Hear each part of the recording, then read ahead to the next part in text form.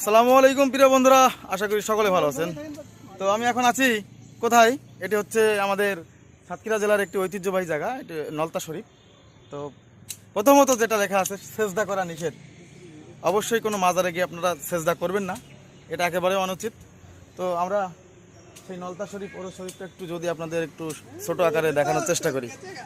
এখানে আসলে একটু মনে হয় যেন ইউরোপিয়ান ফিল মনে হয় আর কি। এই যে দেখুন, এই যে। তো তারপরে আমরা বাইরের দৃশ্যটা যদি একটু দেখাই, দেখেন জাস্ট এখানে আসলে একটু বিদেশি ফিল লাগে আর কি, আমার নিজের কাছে মনে হলো, এই জন্য বললাম।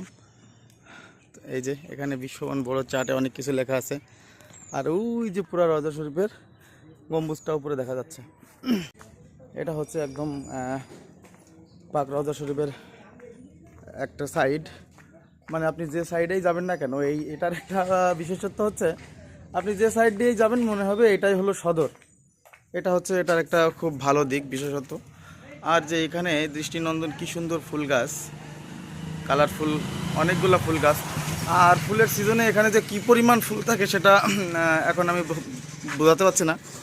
এখানে একদম পুরা ছেয়ে থাকে ফুলে, মানে হরেক রকম ফুল বাগান। এখন আছে ঝাউ গাছ, আর সাথে সাথে যেইগুলো ফুল গরমকালে দেখা যায় সেই ফুলগুলো আছে। তাছাড়া কিন্তু শীতের মৌসুমে বা যখন আপনি ফুলের সিজন, এখানে আসলে আপনাকে মনে হবে পুরো একটা ফুলের রাজ্য, এরকম একটা জায়গা মনে হবে। তো একদম উপর থেকে দেখানোর চেষ্টা করছি, এই যে দেখেন ভিউটা।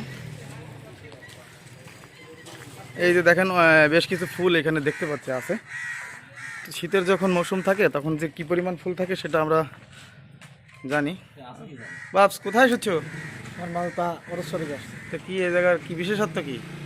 বিশেষত এখানকার মাজার শরীফ মানে জিয়ারত করতে আসে অনেকে। আসে এই জায়গাটা সৌন্দর্য, তুমি অন্যবার এসে যেটা দেখো ওরকম অনেক ফুল থাকে, পাচ্ছ না, কম গেছে। এখন হচ্ছে গ্রীষ্মের প্রখর রোদের কারণে এইভাবে ফুল টুল নাই। হ্যাঁ, তো প্রচুর রোদের কারণে কিন্তু ওই আগের মতো সেই ফুলগুলো এখন নাই। আবার আসবে কিছুদিন পরে ফুল, তখন হবে। তো শীতকালে। তো বন্ধুরা ভালো থাকবেন সবাই। এই যে নলতা পাক রওজা শরীফ আপনাদেরকে এক নজরে একটু দেখালাম।